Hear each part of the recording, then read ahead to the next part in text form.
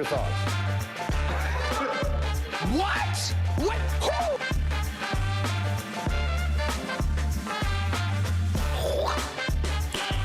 Who? Nice.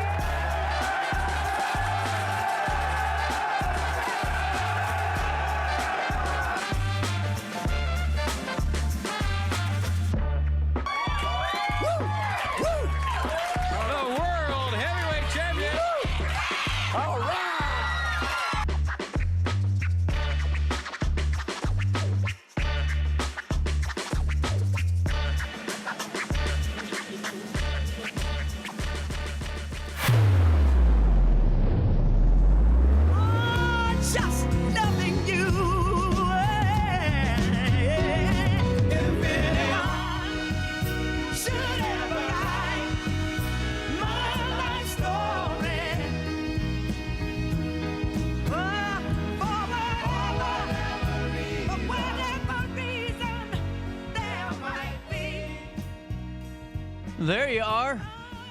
Wednesday morning, hitting you on the nose. It's the 17th day of July at 9:05. It's our daily show on RiverBender.com and on Roku TV. Thanks so much for joining us. We got a great show for you today. We're going to be talking to Centerstone in about 15 minutes or so. Karsen Finney joins us to bring us some updates on that crisis stabilization unit, re-inform us on the really great benefits that are a part of CSU, what it's used for, and ways that we can utilize that for ourselves or for our loved ones. That happens at 9:20. Right around 10:10, we're talking to the birthday girl. Lacey McDonald will be joining us in the studio. She has a birthday coming up this weekend, but she also wrote about Prohibition, so we'll have a good time taking a look back on her local history article 100 years ago, and we'll talk a little bit more about that as well. All that stuff coming down the pipeline today, and I thought I had someone else coming on. Oh, and Madeline Eads, duh. At 10:35, Madeline Eads from Coco Oak joins us, and they have a huge sidewalk sale coming up this weekend. We're going to get all the details on ways that we can be a part of it and just ways we can go in and shop Coco Oak. For all of you, just to clarify, tomorrow, Thursday, the 18th of July, we will be not having top of the hour news. We will be starting our show off with the Mayor of Alton, David Goins, and Park and Recreation Director Michael Haynes. We will be discussing their reaction to the press conference that took place yesterday regarding that sinkhole at Gordon F. Moore Community Park. We'll get their insights, we'll get their reactions, and their thoughts on this situation going forward. That comes your way tomorrow. But at 9:07, here's what's happening around the Riverbend. A tragic story to start off the morning. An elderly couple from Alton tragically lost their lives yesterday in a flash flooding incident between Beltrees Road and it was near Fessler Road in Jersey County. The woman was found inside their submerged vehicle while the man's body was located about a quarter-mile away along Piasaw Creek. Sheriff Nick Mann stated that the victims' names will be released today. A man who reported the incident was rescued from the top of his vehicle. Sheriff Manns commended the rescue efforts of multiple agencies and extended condolences to the family, offering thoughts and prayers during this very difficult time. RiverBender.com will keep you updated throughout the day once those details are officially released. Representatives from the City of Alton and New Frontier Materials spoke about the Gordon F. Moore Community Park sinkhole during a press conference yesterday, July the 16th. Mayor David Goins, New Frontier Materials CEO Mike Clark, and others shared information about the June 26th mine collapse that led to the massive sinkhole. While there is no definitive timeline for the reopening of the park, Park and Recreation Director Michael Haynes assured that it will reopen eventually. The collapse was caused by a buildup of mud in an ancient cave. Investigations are ongoing and park safety is being prioritized. The sinkhole has grown due to natural slowing, but there are no immediate concerns for further collapses. We'll keep you updated tomorrow as we have that conversation with the mayor and the director of the Park and Recreation Department for the City of Alton. Also in the news, 3 residents from Granite City have been charged with theft of a work vehicle. According to Madison County court documents, here's what we know. Patrick Falsetti, 22, Jeffrey Perryman, 38, and Sierra English, 26, are accused of stealing a of possessing a stolen 2008 Ford F-350 and stealing over $10,000 worth of tools and ladders. The charges, including offenses related to motor vehicles and theft, were brought against them by the Metro East Auto Theft Division of the Madison County Sheriff's Office. All three individuals have been granted pretrial release. It is important to note that these charges are based solely upon probable cause, and all accused are presumed innocent until proven guilty in a court of law. Over 5 to 7 inches of rain inundated Route 3 and Route 100 in the Grafton region, according to city officials. Grafton Mayor Mike Morrow stated that the debris from fields is being cleared and a black storm drain under Route 100 exacerbated the flooding. Cedar Street near the Bloody Bucket collapsed due to the overflow, but emergency repairs are ongoing. No injuries have been reported and most main roads remained open. City officials, including Peggy O'Neill and Officer Mike Angel, have been working to ensure public safety and manage these situations. Finally in the news, the Metro Illinois region, including Jersey and Calhoun counties, experienced substantial rainfall over the past 24 hours, leading to ongoing flash flood warnings. Shiloh recorded the heaviest rainfall with 6.8 inches, while Grafton saw estimates between 5 to 7 inches. Waterloo residents experienced 5.6 inches of rain, followed by Lebanon, who received 4.7 inches of rain. Scott Air Force Base received 4.28 inches of rain, and St. Charles, Missouri saw roughly 3.83 inches of rain, while Wildwood, Missouri recorded 4.10 inches of rain. Despite the heavy downpour, no further rain is expected. Today's forecast predicts highs in the mid-80s and a slight chance of morning rain. Other than that, we're clear for the next few days. Residents are urged to remain vigilant as flood conditions improve. 9/11, let's take a look at the weather today. It is 76 degrees, but man, it is humid down in this studio. Let's take a look at your weather forecast, shall we? It's 76 degrees. It feels like 87 today. It will be warmer with intervals of clouds and sunshine. Tonight, partly cloudy. Humidity is sitting at 86% in the Riverbend right now, and in terms of air quality is at 38, which is ranked at good. Grass levels low, mold is low, ragweed is low, tree levels are low, and the UV index, they're ranking as extreme today, so if you go outside for an extended period, slap on some sunscreen and call it a good old day. Temperatures reach 85 degrees today. Now, they do drop down to 61 degrees tonight as we head into Thursday. On Thursday, a high of 79 degrees, a low of 58. And on Friday, a high of 81, a low of 59. And on Saturday, a high of 82 degrees, a low of 62. And on Sunday, a 48% chance of rain, a high of 84, a low of 66. But how about tomorrow? A high of 79 and a low of 58 degrees. Relief? Whew, it's inside. Hey, for time and temperature throughout the day, you can give this phone number a ring, 618-465-4545, this time powered by Tom Lane. He's your local State Farm agent. And while I have you, make sure you stay up to date in real time all the time at RiverBender.com get over here, /weather. Hey, wanted to fill you in. Coming up on Friday is going to be our first segment with Village Dispensary. I'm excited about this. You know, it's always interesting to learn about the new products and just all of the inventory that awaits you over at Village Dispensary. It's locally owned and union built at Village Dispensary, and I'm telling you what, their inventory is so large it would make Cheech and Chong jealous. I'm just telling you. So the fact is, on Fridays at 9:20, we will be joined by experts from Village Dispensary, where we'll take a look at their product lines, the new products coming out, or the tried and true fan favorites. When you stop on in, we'll take a look at them, we'll go over what they're used for, all the benefits, and we will educate you on these products. That's with Village Dispensary, and every day you walk into Village Dispensary, you're educated because their bud tenders, shoo, man, best in town. They're going to keep you educated. They're going to keep everything that you've been telling them for months. I go in all the time. Hey, CJ, I know you didn't like this flavor of your cartridge last time. Let's go ahead and try this one. Perfect. Thank you. You have another advocate for you in your cannabis experience at Village Dispensary. You've never gone? It's okay. Don't worry about it. What they do is they pull you off to the side. They have a consultation area, education area is what I call it, and they sit you down. They talk to you about what you'd like to get out of cannabis, and they'll detail the products that are available for you regarding what you truly need. At Village Dispensary, everybody's smiling, and once you go once, everybody will know your name the second time around. Village Dispo, that's villagedispo.com. 914. Let's take a look at downtown Alton, see how Skycam's looking. And we'll come back with Centerstone right after this on RiverBender.com. It's our daily show.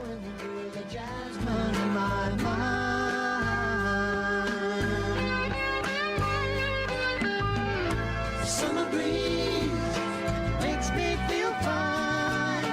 Blowing through the jasmine in my mind. No matter the season, Play It Again Sports in Edwardsville has the gear the athletes need to get in the game. Whether you're shopping for the newest sports equipment or saving money on quality used gear, Play It Again Sports carries what you need to maximize performance to get the most out of every swing, kick, stroke, or shot. We'll even buy your used goods, paying cash on the spot. We carry all the gear for all the sports all year long. We're your hometown sporting goods store. Play It Again Sports, conveniently located at 4 Club Center Court in Edwardsville. I just got a new air conditioner. Top of the line. I bet mine's better. It's so efficient and quiet, I hardly know it's running. I've got you both trumped. I've got a Linux. So do I. Barrett Heating and Cooling carries Linux products to meet any budget. Don't gamble with your energy dollars. Call Barrett Heating and Cooling and start saving today. Lennox. Innovation never felt so good. With over 20 years of experience, Wilson's Tree Service has the expertise to handle all of your tree care needs. Licensed and fully insured, their team of experts are dedicated to providing reliable service. Plus, with a 24-hour emergency service line, Wilson's will always be there for you. Don't risk tackling that timber by yourself. Trust the local professionals at Wilson's Tree Service. Visit treeservicealtonil.org to get started today. Welcome to Evergreen Place, a community that embodies joyful living, independence, and financial freedom for seniors. If you're looking for a full day of activities or to relax in your apartment, we have you covered. Located on the Alton Memorial Campus. To know us is to love us. Experience the difference at Evergreen Place.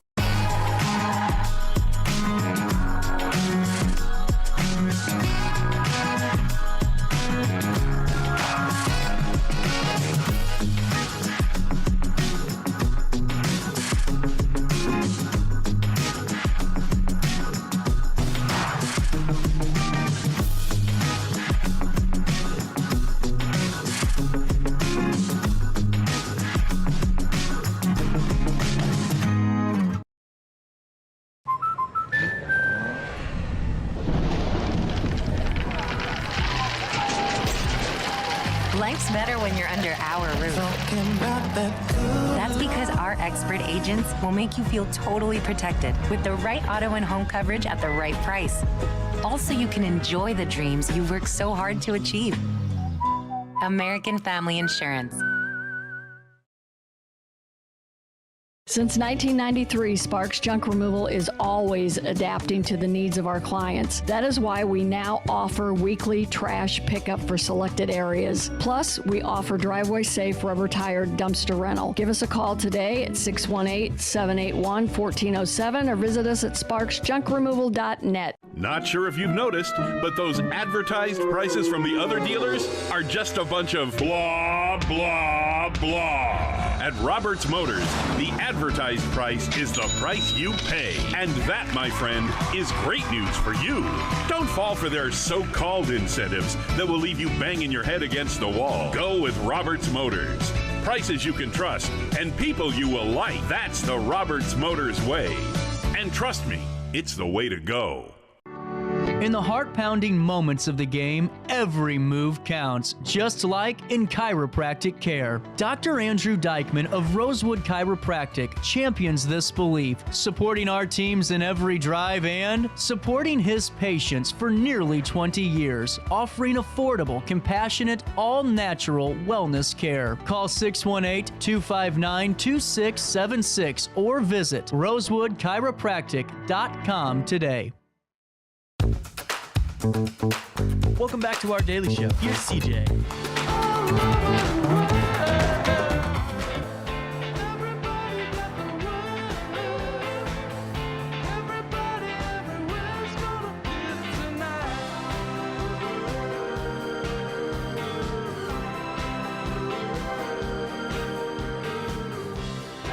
Welcome back, 9:19. A little bit of change on this Wednesday morning as we're getting ready to experience some pretty high humidity here in the 618. Karsen, I don't know if you can tell, but my hairspray's already falling out here. You know, it's always a pleasure when we get a chance to talk with Centerstone, who is a national leader in mental health and substance use disorder treatment, where we highlight their Recover With Us campaign. Karsen has been on the show before, and she joins us again. Good morning. Happy Wednesday to you. Good morning. How are you? Oh, we're rolling with it today. A lot of rain down in this neck of the woods, Karsen. Yeah, and it's so humid. It's so terrible. It's not fun out there today. No. But you know what? It's never a terrible experience when you're working on yourself through Centerstone and their wonderful agencies and avenues in which we can benefit and recover. How's everything been since the last time we talked, Karsen? Good. We are growing. We've been a lot busier, steady, and we've been able to help several folks connect to different services that they need. It's been going really well. We've had folks come in and, transition from here to a 30-day rehabilitation program for substance use. And we've had a few folks come in and then transfer out to group homes or settings that are going to be really supportive of them. So it's been going well. Wonderful. And while our audience is just joining us in here live, could you fill us in on the Crisis Stabilization Unit for folks that may have missed that information? Sure. So the Crisis Stabilization Unit, or the CSU, is a facility in Carterville. We're way down in southern Illinois. We have 8 beds. We only serve adults. We are not a hospital, so we're totally voluntary. We are for folks who are having a hard time or just needing some more support, or for folks who are in crisis and aren't able to, go to a hospital if they need to, or don't have a ton of support at home and need some more intensive things. So we are here to just kind of help people through whatever they're going through at the moment. We can offer, medication adjustments, things like that. We do a lot of groups, focus on coping skills, safety planning, and just getting people back to where they need to be so that they can go home and go on about their lives. Well, and this is such an important topic because we always we talk about a lot of different entities that revolve around mental health, and we talk substance use disorder, but we don't really talk about that real mental crisis, that that real very serious event that happens to so many people, to where for them the world completely ends for a little bit, and there's so many hurdles and so many thoughts and feelings. And take me through how important it is, especially when someone's in crisis. How important is it to have a core team around you so when you're navigating that maze? It's everything. It just is. I think, for you or I'm not sure what your personal support system looks like, CJ, but, for me, I would have folks around me who could help me get what I needed and really validate what I was feeling, who I could talk to and ask for help. And not everybody has that. And so here at the CSU, we do have recovery specialists who are trauma informed and trained, but who also have some degree of lived experience, whether that be mental health stuff themselves or substance use histories, who are in recovery, who can really connect to the people that we serve on a level that a lot of paid professionals can't. And can be like, look, man, I've been there. I can, this is what worked for me. It might not work for you, but let's figure this out. And so just having people around who understand and who aren't, judgmental is key, because crisis looks different for everybody. So it could be a full-blown 100% mental health, or it could be life stuff. It could be recent homelessness, a breakup even.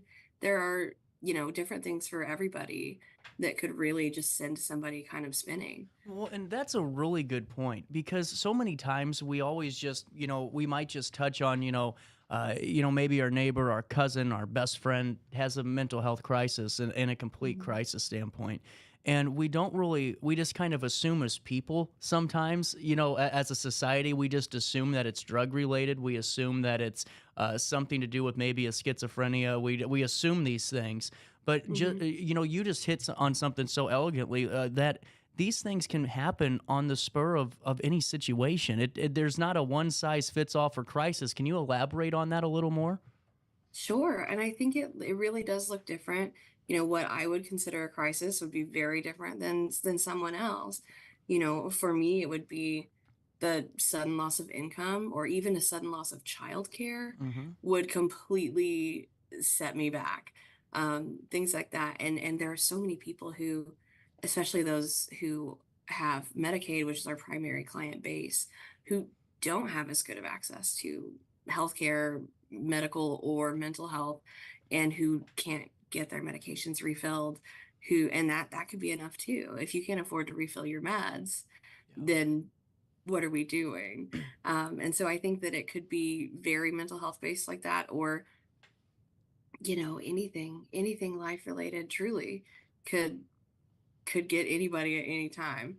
Well, you hit on something there too with, even a breakup. And I wanted to ask you, as you guys are working with the individual that's in crisis, how important is it for them not to compare crises to what others are going through? Because, I'm sure if they're sitting there and they know that maybe just going off of your example, it was a breakup and they've gone down this rabbit hole. They're in a very tough spot. Well, all of a sudden they hear, well, actually, I just lost my house. I lost everything in this fire. I don't know what to do. I've lost it. I've lost everything. Then their crisis doesn't seem as important, which is that the best thing to do to get over that crisis is to downplay the effect it has and really how grand it is on the scale? No, it does depend on the Okay. person for Yeah. that. But I think that, our my recovery specialists are so great at finding that balance between listening and letting people vent and then focusing on moving forward. So there are folks who are really comfortable sharing what has happened with the rest of the clients here, but for the most part, in a group setting, we are talking about how we are feeling, not necessarily what happened, but what happened after that, how it's affected us, and how we're going to change that moving forward, regardless of the circumstances. Now, there are certain things that are very traumatic that people really do need to talk about. Yeah. But we do focus heavily on moving forward, and that kind of helps equalize the crisis because there are folks who come in and think that they are at the lowest point they'll ever be and are really having a hard time and leave and they're like, things are kind of okay. And I think that there Yeah. is something to be said for that too. Well, and honestly, just that mindset alone, of how are we feeling now, currently, in this present state, not with a situation that happened a week or a month or a year ago. That mindset's got to be healthy and really, honestly, a big staple in why CSU is so successful because that's a tool that you could use for the rest of your life. Yeah, and we do. We try to focus a lot on kind of reframing the way we think about things, which is hard and kind of eye rolly for a lot of people, myself included. If I'm being thrown into something that I hate, I'm going to talk about hating it Yeah. instead of talking about it as like an opportunity for growth, because not everybody can do that so quickly. But we try to help folks reframe and just kind of stay in the moment because we can only control what we can control. And ultimately, that's our own actions and care for ourselves moving forward. Something that you were talking about, and you're 100% right, is how your recovery specialists and the individuals, a part of the team, work with the individual that's there. And take me through how delicate of a process that could be, because we're talking about how great it is, and you're right. I mean, your staff and the staff at Centerstone does excellent work, but I think it's important to know how detailed and intricate their work is because not everyone can do what your guys are doing over at Centerstone. It's tough. It's a very fine line that they walk because Yeah. we do want to support, but we also want to push a little to get out of our comfort zones and to try new skills. And that is a very, very delicate balance.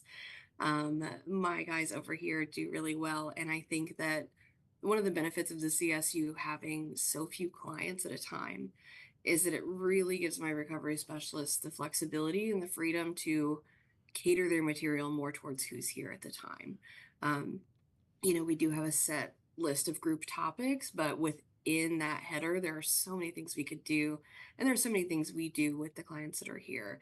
So, at this moment, we have some folks here who really need to work on communication, kind of boundaries things. And so we're working that in more than we would usually with them. And so my recovery specialists are able to just sort of tailor their responses to who's here, both individually and in a group. And something else with them is they all have their own lane, if you will. Everybody's got sort of a specialty or something they're really, really good at. So I've got a recovery specialist who does a lot of art related, like therapy groups with clients. I've got one that focuses on like a more evidence-based practice a lot. We have one who really specializes in that communication and assertiveness.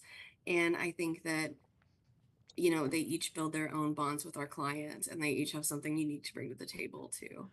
I wanted to touch on just a tiny bit of what you were hitting on at the end about arts. And I've heard, and obviously I'm not an expert, Karsen. It's just, something I've thought about is whenever an individual is able to get to that point of comfortability, to where, obviously not when they're in crisis, but whenever things start to slow down a little bit, is having an activity such as art, such as, puzzles, such as you name any other activity in the world.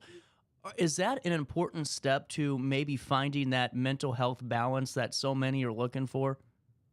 Yeah, it is. It can serve several purposes. So those activities, those, hobbies, things like that, and arts especially, can be great coping skills. And they can also be a tool to help people, focus on what they're doing with their hands and get out of their own heads and really open up. I don't know if you've ever, it's kind of like the phenomenon of like the car conversation. If you're not looking at each other and you're driving, you're going to be talking about a lot more openly than you would just face to face. And so it's kind of that same sort of buffer, especially here. So my guys will, especially the first couple of days someone is here, make an effort to play a game of cards or sit down and color or do something like that where the hands are busy and the mind is free to feel a little bit less restrained in what they're willing to share. But we do focus a lot on that, like skill development too, because hobbies are important. Things like that really are important to the upkeep of mental health. Yeah. Well, and another thing I wanted to ask you about, which I think's, just a very important component, is that first 48 hours at CSU. I could only imagine that so many have anxiety issues. And we all know what time can do to somebody that has a major anxiety disorder. How crucial are those first couple of days, that first 48 hours, and how do you guys work with the client that's there maybe having some issues adjusting to a new schedule, a new routine? What does that look like? We try to stay pretty structured, but the first day especially, we're pretty flexible. Okay. So they come in, they meet with our nurse, and then they'll meet with myself or someone else who does the assessments at intake. And it's a lot of information really fast. It's a lot of questions. It's basically somebody telling a life story, to someone they've just met. And it's really hard and it takes a toll.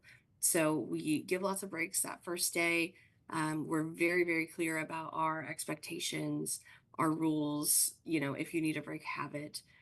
We have kind of all day to get this done, right? So if it needs to be in 20-minute pieces every half an hour, we can do that. Very important. And so we just try to give time for them to settle, time for them to kind of be around on the fringes of the unit and kind of see the groups and introduce to everyone and just settle in, have some time for sure. Well, and Karsen, another thing I wanted to hit on as well, because so many people were very interested in the crisis stabilization unit especially once the article came out. But some of the questions they had, just some of the FAQs, if it's okay to ask you again while Sure. we have the time, is this is in all. What's the age level start at? Is it 18 or 21? It's 18. Okay. And now this runs until, you could be 60 or 70 even and still utilize this, correct? Sure. And how long is the process to get somebody inside of the CSU? Because, this is something that I've always kind of, and you and I actually, I think, maybe talked about this a little bit. apologies, is this sinuses with this rain is kicking me. Is the fact that whenever you're in that crisis and you need help and you're looking for it, when you're Googling or you're doing whatever to find resources, how quickly of a turnaround, if space is available, could you start seeing that individual that inside CSU?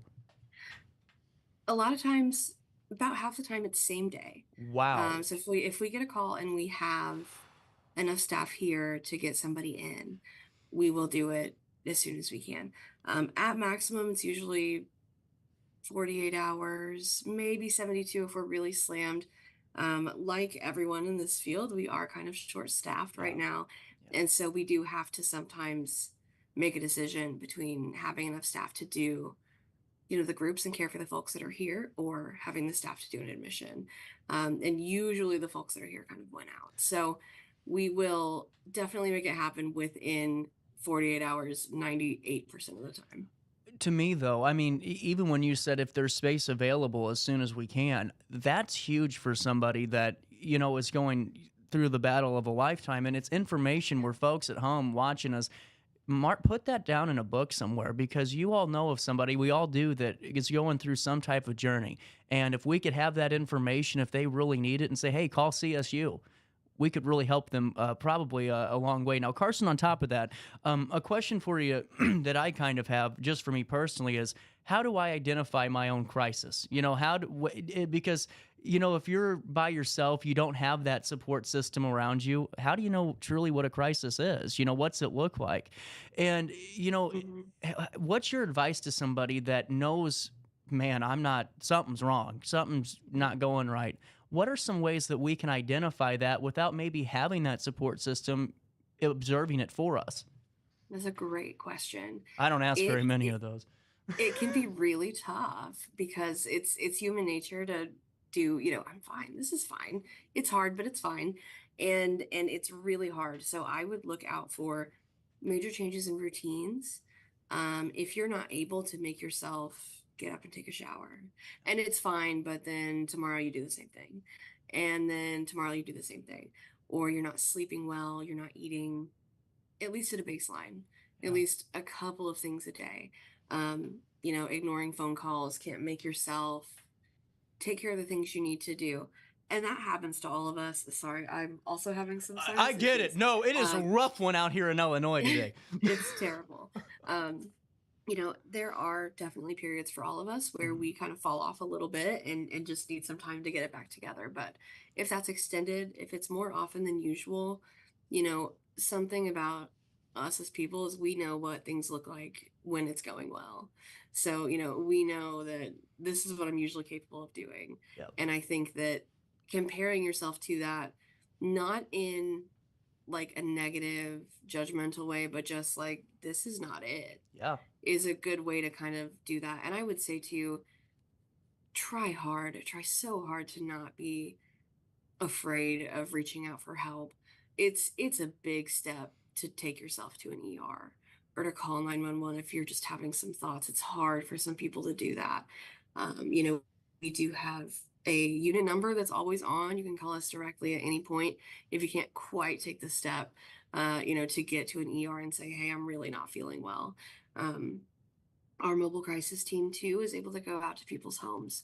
So if they call the CSU directly or call our crisis line, we can get mobile crisis out to you. So you don't have to go to the ER necessarily. But it's hard to take that step. So my advice is to just try so hard to power through and just do it, because you know what you need. Deep down you do.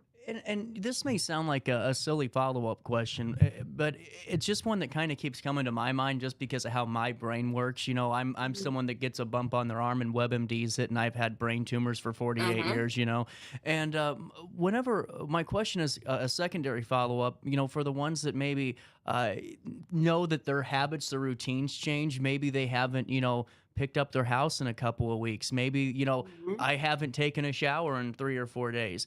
Is there, because I'm not an expert, folks at home, I'm just the terminology. Is there a way to differentiate maybe just being a little bit lazier that week too, or maybe for that extended period of time, and not blowing it up in our own heads. Because if you sit there going, man, something's wrong, I'm not doing this or this, well, it could just be because we didn't do it that week, you know? I don't know. It's just something Yeah. I thought about. No, I hear you, and I am a person who needs to be held accountable for a lot of things. I get that completely. Yeah. So I think that, we don't want to kind of catastrophize things on our own too, but for an extended period, because too, you will also know if this happens every once in a while, if things have to get really messy, you should see this office, CJ. I'm gonna clean it up probably this week. But I know that about myself. Like that's a pattern of mine where Right. things have to get a little bit wild and then I kind of go back through and collect. And I do that repetitively my entire life. And so I think that, you know, the routines, but then also those patterns, because sometimes it's such a trap though, because sometimes being a little bit lazy, letting something fall off can be self-care too. If you've had a crazy week at work and you're not going to clean the house, do not. You should sit, Yeah. you should relax, you should have that time, right? So I think just trying to figure out the other factors at play in something like that for sure is going to be what matters, because me too. I know. Yeah, it just to me, it's just one of those things that's always been so fascinating to me is how powerful some our minds are and how we can go down the rabbit hole if we allow ourselves to. Mhm. And whenever we're getting back and just talking CSU as a whole, whenever you're experiencing the individuals from day one until the end, and it's voluntary, there's not 2 weeks, is it? It's just whenever the individual is prepared to move on, correct? Yes, so we do usually max out at a 10-day stay, Okay. unless we have something set up that's going to take a little bit longer. We can be a little flexible every once in a while, but we do not have to stay until 10 days. They just go home when they feel like they're ready. Yeah. Well, and my question is, I could only imagine, you're sitting there and you're working with an individual, John Smith the third, whatever, and he's day one, he comes in obviously defeated. Day two, still a little bit defeated. Day three, day four, you see some progress. Whenever you're at the end of the journey with them inside CSU, how much do they discover about themselves that they never knew? Not really just about who they are personality wise, but just their interests and what makes them happy. They do. They do a lot. And it is truly the best part of doing this work is watching folks open up and come out of their shell, especially those who have been, this is their first go around in any kind of mental health treatment, because that's so hard. The first Yeah. one is always the hardest.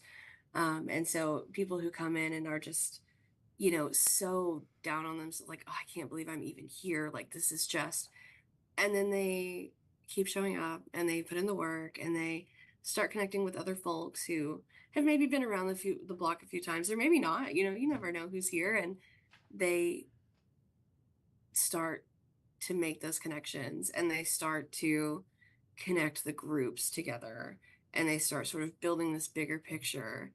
And then what it is for me is then when the next new person comes in and that person's been here a few days and they're able to kind of in a group create a more supportive environment for someone who's new, or provide some of this like newfound insight to a new person. And that's where it's at for me, is the folks who come in and just grow and grow and grow and then pass it along to the next person. I really like that. Well, and to me though, another part about that group environment I got to ask you is, what's it like when somebody that comes in and after a couple of days is able to help the next latest arrival? You know what I'm saying? Is there an empowerment process to this too, where hey, we're actually helping each other? Yeah. Yeah, absolutely. And there have been, standing friendships that have been made here. There have been several folks who have like traded numbers Yep. and hugged and cried when someone's gone home. And it's really powerful because you really don't know. I mean, and these are folks from completely different walks of life and completely different circumstances that have just experienced similar things. Yeah. And that's all it takes, is to make a really strong connection with someone. So it is very cool. And we do have clients who will, speak up a little bit more than they need to in groups. And be like, yeah, we were talking about this yesterday and I was really thinking, and just kind of like take over and Yeah. try to provide that insight. And it's awesome. That's definitely got to be one of the more invaluable pieces of what you guys do. And Karsen, before I let you go, are there any developments to CSU that I didn't hit on?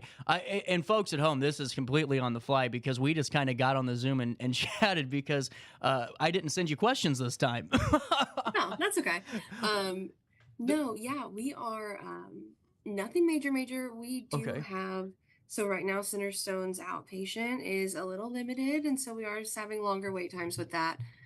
We are working on doing a more intensive follow-up, 30 days after somebody leaves, especially if they're waiting to be connected to an outpatient therapist. Yeah. So in that situation, we're we're checking in,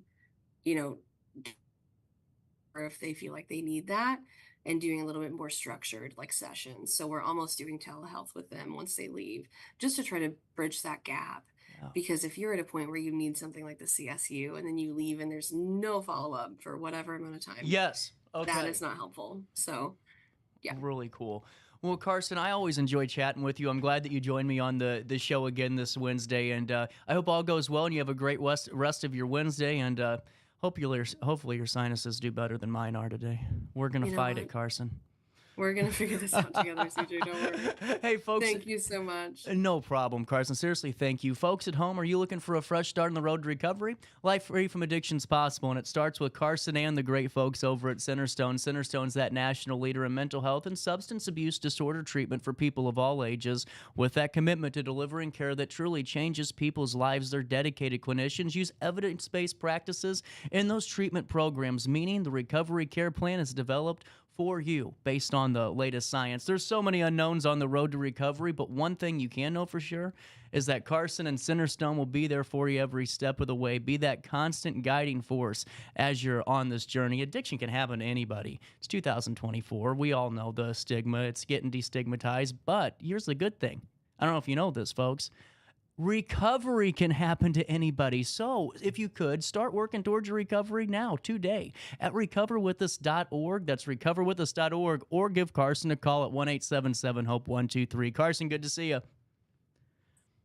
Take a quick break, come back. Daily Show on a Wednesday next. No matter the season, Play It Again Sports in Edwardsville has the gear the athletes need to get in the game. Whether you're shopping for the newest sports equipment or saving money on quality used gear, Play It Again Sports carries what you need to maximize performance to get the most out of every swing, kick, stroke, or shot. We'll even buy your used goods, paying cash on the spot. We carry all the gear for all the sports all year long. We're your hometown sporting goods store. Play It Again Sports, conveniently located at 4 Club Center Court in Edwardsville. I just got a new air conditioner. Top of the line. I bet mine's better. It's so efficient and quiet, I hardly know it's running. I've got you both trumped. I've got a Linux. So do I. Barrett Heating and Cooling carries Linux products to meet any budget. Don't gamble with your energy dollars. Call Barrett Heating and Cooling and start saving today. Lennox. Innovation never felt so good. With over 20 years of experience, Wilson's Tree Service has the expertise to handle all of your tree care needs. Licensed and fully insured, their team of experts are dedicated to providing reliable service. Plus, with a 24-hour emergency service line, Wilson's will always be there for you. Don't risk tackling that timber by yourself. Trust the local professionals at Wilson's Tree Service. Visit treeservicealtonil.org to get started today. Welcome to Evergreen Place, a community that embodies joyful living, independence, and financial freedom for seniors. If you're looking for a full day of activities or to relax in your apartment, we have you covered. Located on the Alton Memorial Campus. To know us is to love us. Experience the difference at Evergreen Place.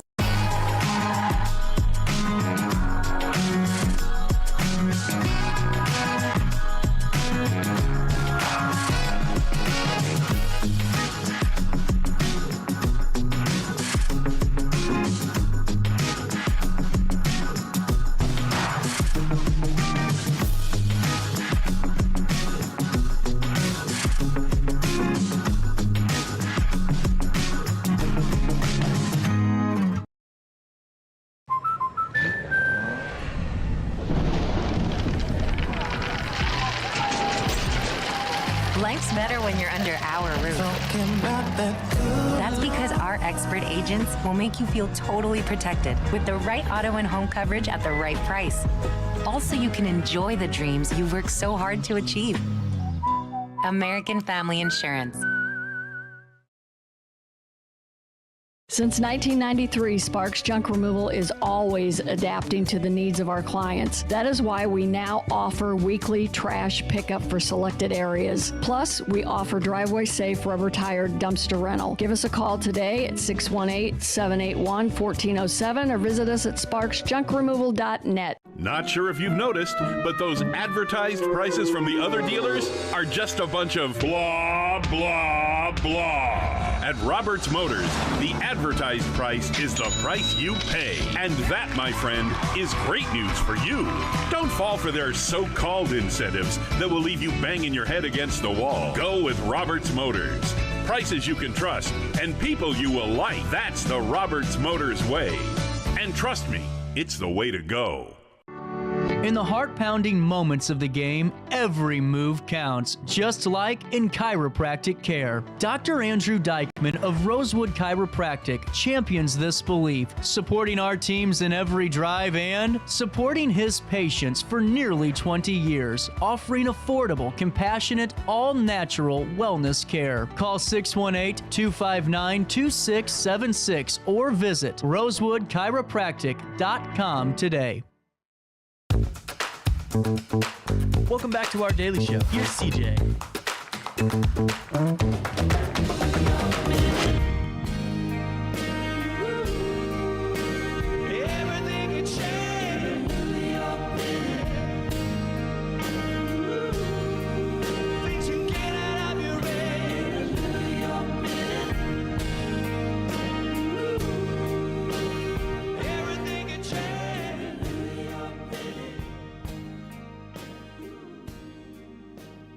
Welcome back. 9:50, a little bit of change on this Wednesday. Man, this rain has just kicked my ass. I'm just going to be honest with y'all. Wow. Heck of a feeling in this studio right now. There's also some cumulus clouds forming because of the humidity down here. Hey, on this date in history, pretty quick one. The Potsdam Conference began on this date in the year 1945. The leaders of Allied forces during World War II, U.S. President Harry Truman, British Prime Minister Winston Churchill, later replaced by Clement Attlee, and Soviet Prime Minister Stalin convened in Potsdam, Germany. This conference aimed to negotiate terms for the end of World War II and to address post-war order, peace treaties, and countering the effects of the Big War. The outcome of the Potsdam Conference significantly influenced the geopolitical landscape of the latter half of the 20th century. On this date in 1955, one of the most overrated places, July the 17th marks the grand opening of Disneyland in California. Founded by Walt Disney, the theme park has since become that iconic symbol of entertainment and imagination, drawing millions of visitors from around the world each year and setting a new standard for theme parks globally. In 1975, in a remarkable display of international cooperation during the Cold War, American Apollo and Soviet Soyuz spacecrafts docked in space on July the 17th, 1975. The mission marked the first joint flight of the United States and Soviet space programs and laid the groundwork for future collaborative efforts in space exploration. On the evening of July 17, 1996, Trans World Airlines Flight 800, a Boeing 747, exploded and crashed into the Atlantic Ocean near New York shortly after takeoff from John F. Kennedy International Airport. The tragic incident resulted in the loss of all 230 passengers and crew members on board and led to significant changes in aviation safety regulations. In 1904, though not specific to July 17th alone, the 1904 World's Fair was also known as the Louisiana Purchase Exposition, was held in St. Louis and ran from April the 30th until December the 1st, 1904. The grand event showcased innovations, cultures, and accomplishments from around the world and was a significant moment in St. Louis's history. The fair introduced new foods like the ice cream cone and popularized the phrase, "Meet me in St. Louis." Two more for you. Wow.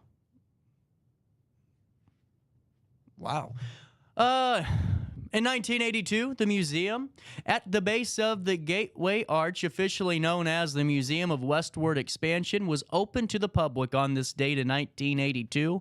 Fun time to be in St. Louis that year. The museum offered visitors an in-depth look at the history of the American West and the role of St. Louis as the gateway to the rest. The museum remains a key educational and cultural attraction in the area, and I don't think I've ever actually been inside the arch, now that I think about it.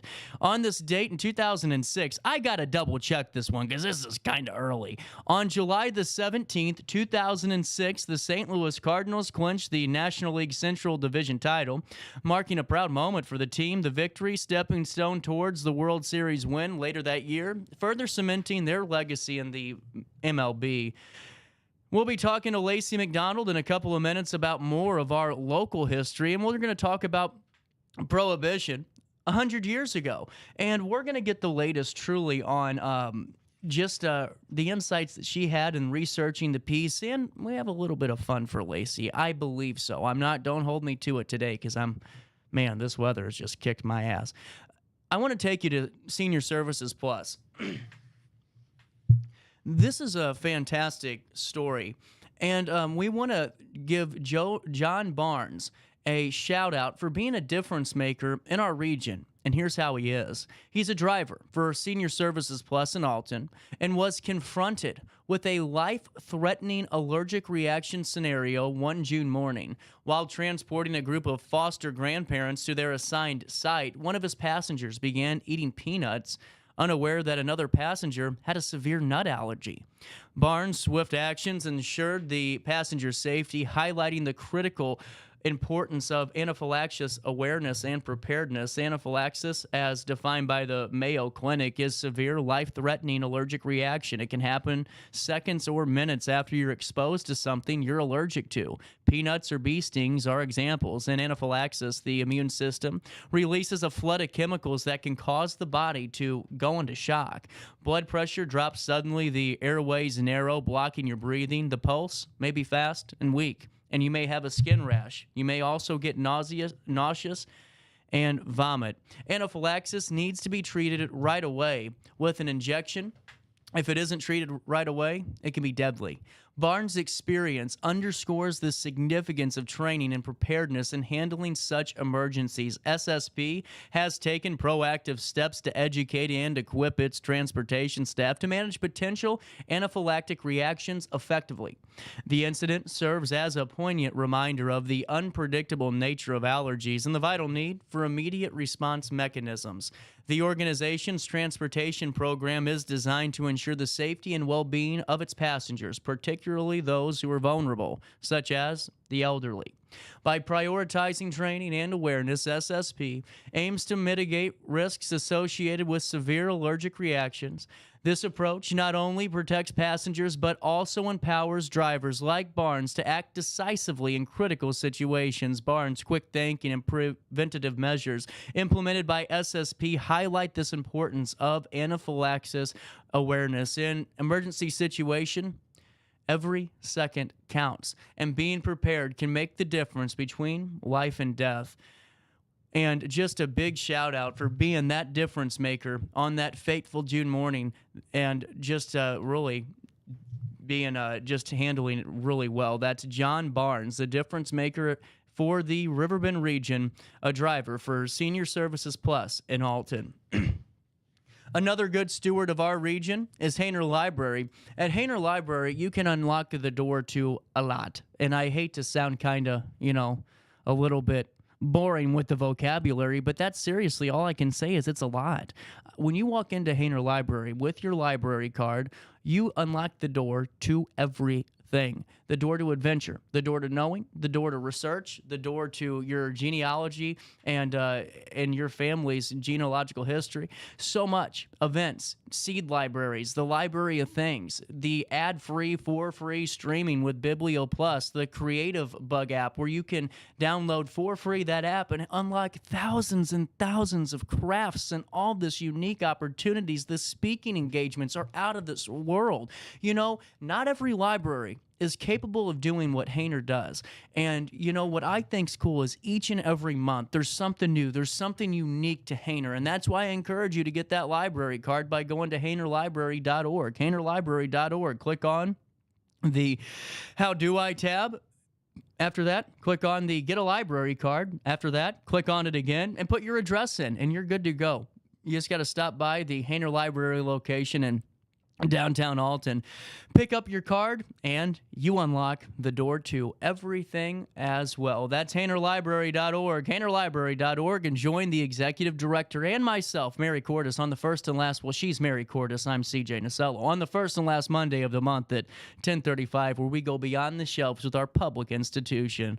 At 9:59, we're rolling around to top of the hour news on the 17th day of July. A quick break. We take a look at our local news, and then we talk to Lacey McDonald and Madeline Eads in the 10 o'clock hour right here on our daily show. No matter the season, Play It Again Sports in Edwardsville has the gear the athletes need to get in the game. Whether you're shopping for the newest sports equipment or saving money on quality used gear, Play It Again Sports carries what you need to maximize performance to get the most out of every swing, kick, stroke, or shot. We'll even buy your used goods, paying cash on the spot. We carry all the gear for all the sports all year long. We're your hometown sporting goods store. Play It Again Sports, conveniently located at 4 Club Center Court in Edwardsville. I just got a new air conditioner. Top of the line. I bet mine's better. It's so efficient and quiet, I hardly know it's running. I've got you both trumped. I've got a Linux. So do I. Barrett Heating and Cooling carries Linux products to meet any budget. Don't gamble with your energy dollars. Call Barrett Heating and Cooling and start saving today. Lennox. Innovation never felt so good.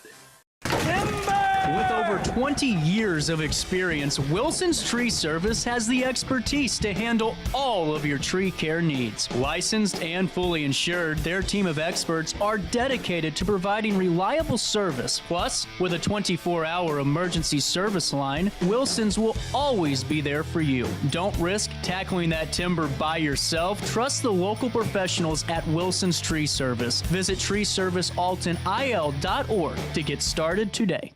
Welcome to Evergreen Place, a community that embodies joyful living, independence, and financial freedom for seniors. If you're looking for a full day of activities or to relax in your apartment, we have you covered. Located on the Alton Memorial Campus. To know us is to love us. Experience the difference at Evergreen Place.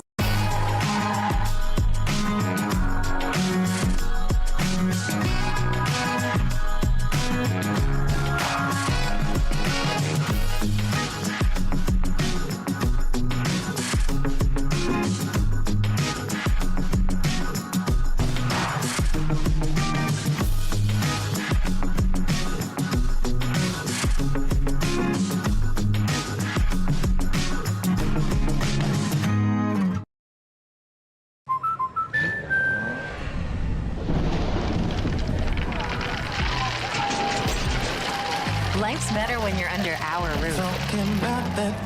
That's because our expert agents will make you feel totally protected with the right auto and home coverage at the right price. Also, you can enjoy the dreams you've worked so hard to achieve. American Family Insurance. Since 1993, Sparks Junk Removal is always adapting to the needs of our clients. That is why we now offer weekly trash pickup for selected areas. Plus, we offer driveway-safe rubber-tired dumpster rental. Give us a call today at 618-781-1407 or visit us at sparksjunkremoval.net. Not sure if you've noticed, but those advertised prices from the other dealers are just a bunch of blah, blah, blah. At Roberts Motors, the advertised price is the price you pay. And that, my friend, is great news for you. Don't fall for their so-called incentives that will leave you banging your head against the wall. Go with Roberts Motors. Prices you can trust and people you will like. That's the Roberts Motors way. And trust me, it's the way to go.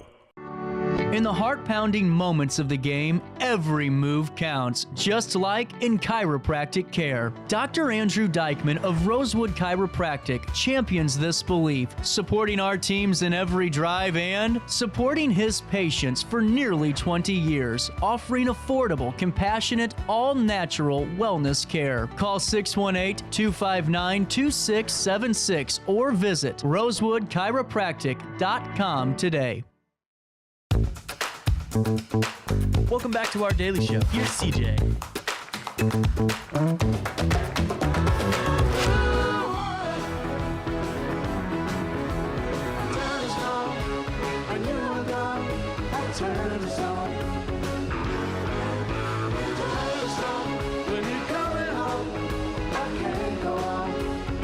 Welcome back. We are awaiting Lacey McDonald. She'll be joining us here in about 5 or so minutes.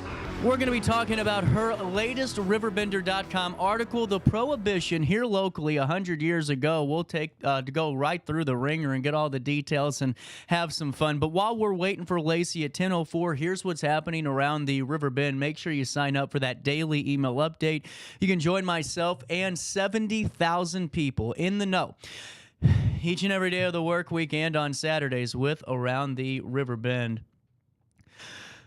We'll take you to Alton first. The Alton Police Department has recognized the dedication and service of its officers with several promotions. Effective yesterday, July the 17th, Emily Heine and James Ciatos have been promoted from sergeant to lieutenant. Private First Class Rob DeWall PFC Rob DeWall and PFC Stephen January have advanced to sergeant ranks, and additionally, PFC Brian Coleman was named March Officer of the Month. Alton Police Chief Jarrett Ford expressed congratulations to these officers, emphasizing their role in making Alton a safer community. The promotion underscores the department's commitment to honoring the efforts and achievements of its personnel, ensuring continued high-quality enforcement for the community. The Belleville Police Department have issued a warning yesterday to the community regarding significant water accumulation on the roadways during that ongoing rainfall yesterday. Residents were advised not to drive through any water-covered streets and to avoid down power lines. The Belleville area got hit so hard. A video was released on social media that showcased the Belleville Humane Society and rescue efforts that were underway as dogs and cats were trapped inside the building. We'll keep you updated as we get more reaction and more details about the damage that was caused by the monsoon that overtook the St. Louis Metro East yesterday. Also in the news today, Evan Gray, a Swansea native and Belleville East High School graduate, has made local history as the first Alton River Dragons player to be selected in the Major League Baseball draft. Alton River Dragons general manager Dallas Martz praised Gray for his dedication and hard work. Standing at 6'4", Gray played for the SLU Billikens in 2023, along with studying mechanical engineering. Despite a short stint with the River Dragons that was marred by cancellations due to a sinkhole and rain, Gray's potential caught the eye of MLB scouts, leading to his groundbreaking selection. His journey from high school standout to MLB draftee, that's a testament to perseverance and his hard work and talent all paying off. Also in the news this morning at 10:07, representatives from the City of Alton and New Frontier Materials spoke about the Gordon Moore Community Park sinkhole during a press conference yesterday, July the 16th. Mayor Goins, New Frontier Materials CEO Mike Clark, and others shared information about the June 26th mine collapse that left that massive sinkhole inside Gordon Moore Community Park. While there's no definitive timeline for reopening the park, Park and Recreation Director Michael Haynes has assured that it will reopen eventually. The collapse was caused by a buildup of mud in an ancient cave. Investigations are ongoing and park safety is being prioritized. The sinkhole has grown due to natural slowing, but there are no immediate concerns for further collapses. Finally, in the news this morning, tragic news to report. An elderly couple from Alton tragically lost their lives yesterday in a flash flooding incident between Beltreese Road and near Fessler Road in Jersey County. The woman found inside the submerged vehicle, while the man's body was located about a quarter-mile away along Piasol Creek. Sheriff Nick Mann stated that the victims' names will be released at some point today. We will keep you updated when they are. A man who reported the incident was rescued from the top of his vehicle. Sheriff Manns commended the rescue efforts of multiple agencies and extended condolences to the family, offering thoughts and prayers during this extremely difficult time. At 10:08, that's what's happening around the Riverbend. Let's take a look at your weather forecast today. 78 degrees in downtown, down in the studio and in basement. It feels like 99. Humidity sitting at 85%. Lacey McDonald laughing out there. It's true. Temperatures right now currently in Alton, 78 degrees. Humidity at 82% today. Warmer with periods of clouds and sunshine, and tonight partly cloudy. Temperatures reach 85 degrees today. They drop down to 60 overnight as we head into Thursday. On Thursday, open up the windows. A high of 78, a low of 58 degrees. On Friday, a high of only 77, a low of 59. On Saturday, a high of 82, a low of 62 degrees. And on Sunday, a high of 84, a low of 66. That's a look at your weather forecast for the next 5 days and currently for time and temperature. You can call 618-465-4545. This time powered by Bounce Back, Rehab, Recover, and Return Home. It's 10:09, 78 degrees in downtown Alton, and that's a look at what's happening around the Riverbend. Let's do this. Let's talk to Lacey McDonald. How about that? But before we do it, let's take a look at Skycam and see how downtown Alton looking today. We'll come back with Lacey McDonald and Prohibition 100 years ago on RiverBender. Live and die, but I'm in a hurry and don't know why. Don't know why. I have to drive so fast. My car has nothing to prove. It's not you. Get paid to go solar. We're not solar bros. At Grid, we're solar pros. We explain the process behind solar power so you can make an informed decision. We'll work with you to make owning your power as simple as possible and affordable with zero down financing and payment options. Our only goal is to save you money. Call Grid when you're ready to be independent of the power company. I had an amazing experience with Dr. Haug and her team. I came here when I was 10 years old to get my braces on. Now I'm 28 years old, braces off, and I get so many compliments on my smile. It's helped me thrive in my career as a news reporter, and also as Miss Missouri USA, I took the stage with confidence, knowing my smile was gonna make me look like $1 million. I've never felt better and more confident because of my smile.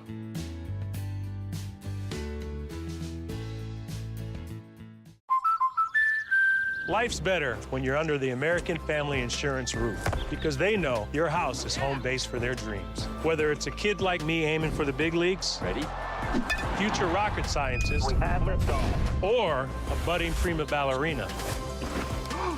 When you feel totally protected, your family's free to pursue their dreams. She's good. Let's go. American Family Insurance.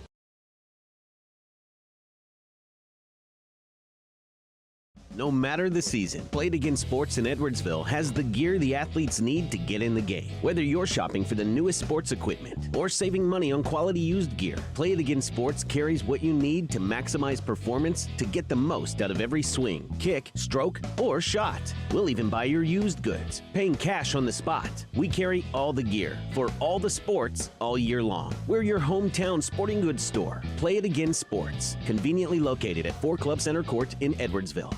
Picture This and More has been a trusted name in the Alton community for more than 30 years, with the last 3 being right here on Broadway. We specialize in quality framing at affordable prices. We also feature works by local artists because we're proud of our community.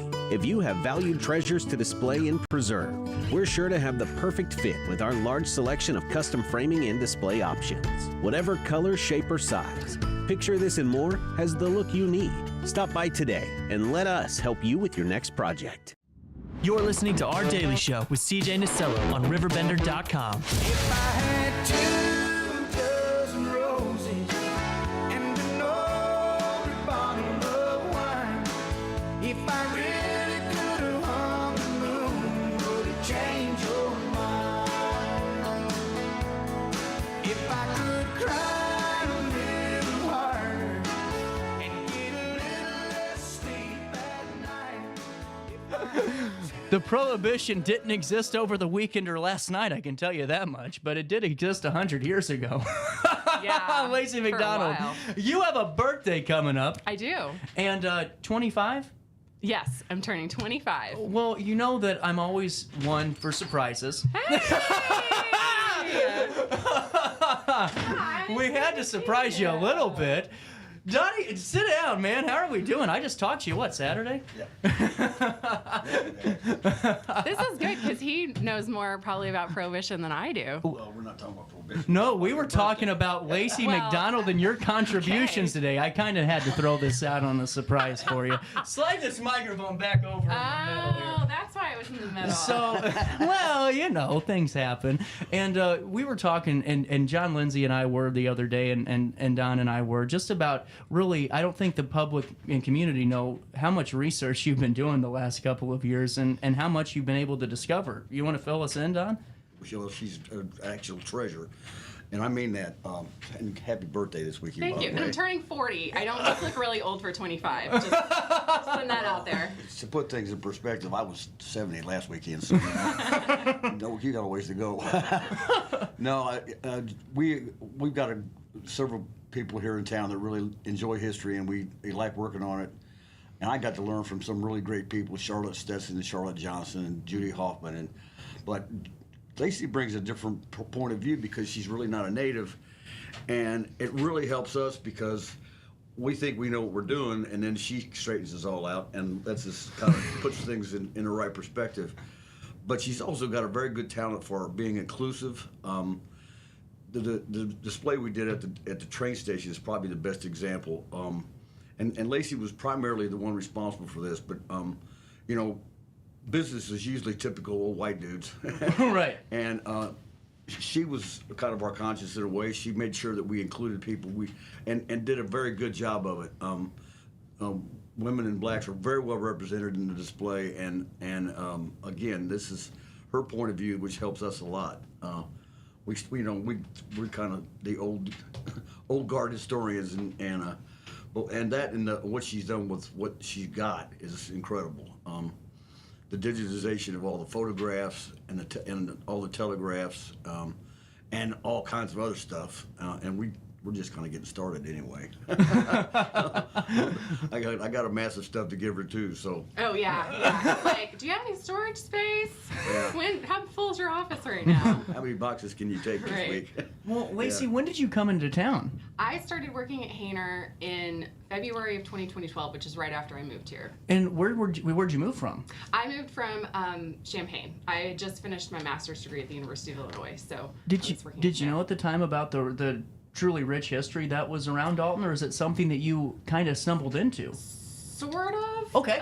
Because my husband Jeff grew up here, and so I visited for a number of years to check things out, and he told me some stuff about the history and took me on little tours around Alton. So I had an idea, but I had no idea how. And it's not even just that Alton has a rich history, it's that it's been collected really well for so long. So like a lot of places have had a newspaper since the 1800s, but it might not have been preserved in a way where you can just search for keywords around it or look through pages like I do right now, look through pages of the 1924 newspaper like it's something today. So I just want to say I'm glad that I can continue that legacy of collecting and making things available. Another person, Shirley Portwood, who I kind of want to get on at some point. Oh yeah, bring her on. Can I bring her on sometime? For sure. Yeah. No, I don't care. I think we've talked about that before because she does all the Alton school case, like the segregation. Oh case wow, yeah. From 1897. She's amazing.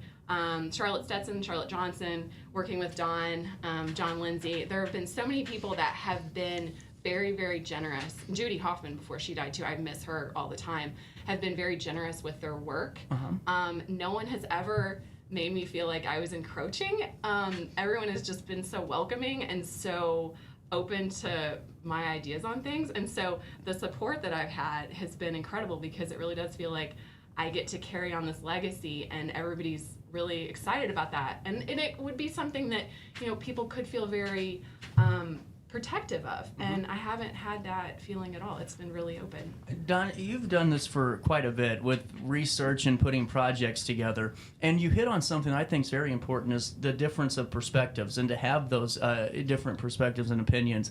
How important is it when you're putting on something, like the displays at the train station or any project, to have a different perspective than what you guys are used to having, and filming on the value of Lacey's throughout the years? Well, when you've done, and let's take a common example, like the Paisaw bird.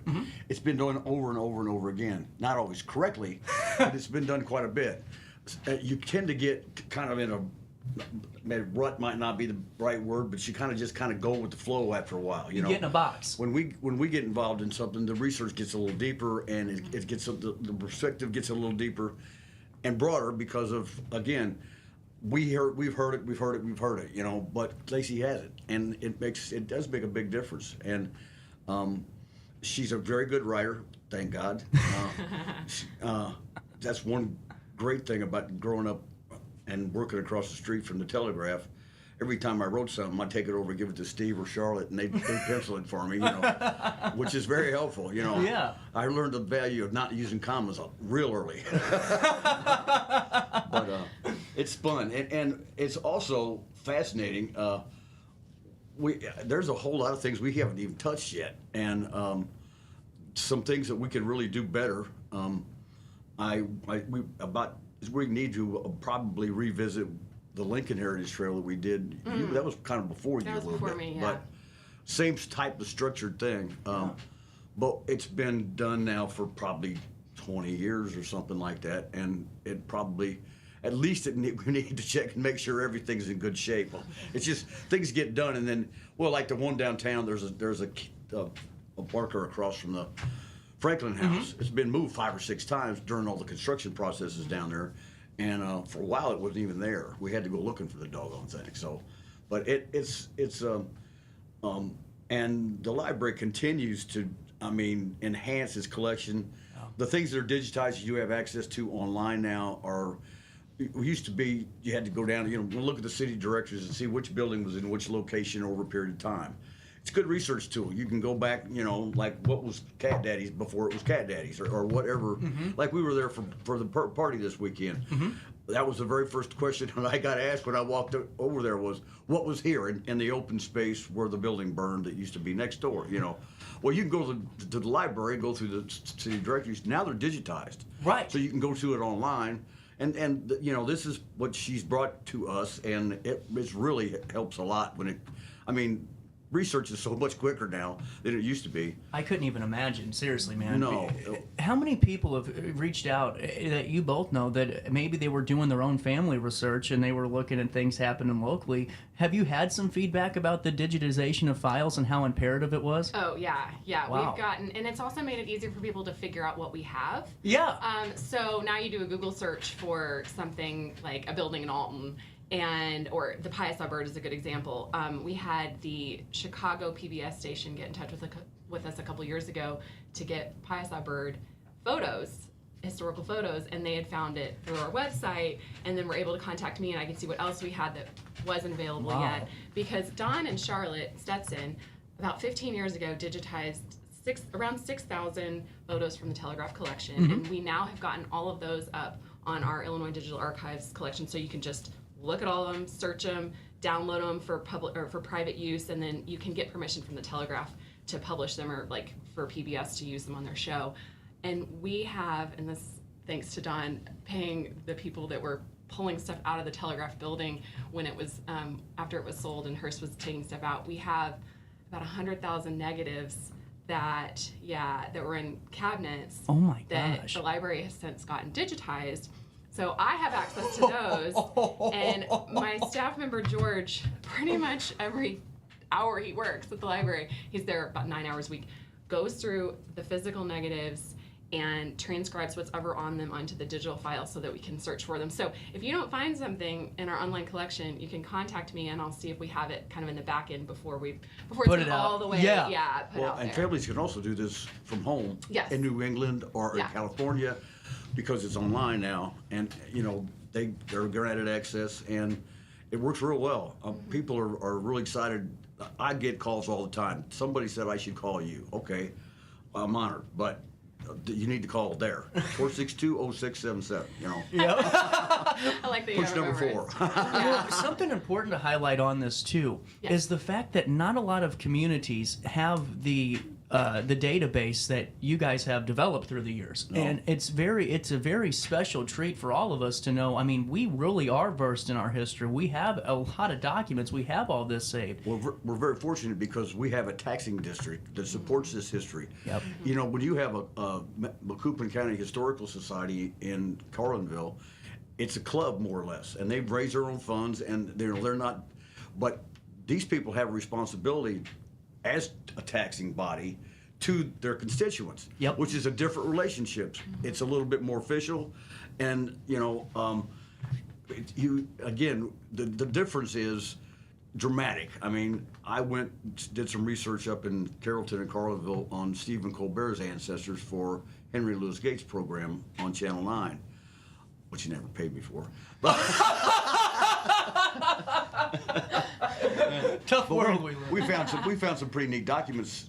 Actually, in Carrollton, his great grandfather's naturalization papers, which they used on the show, which was kind of fun.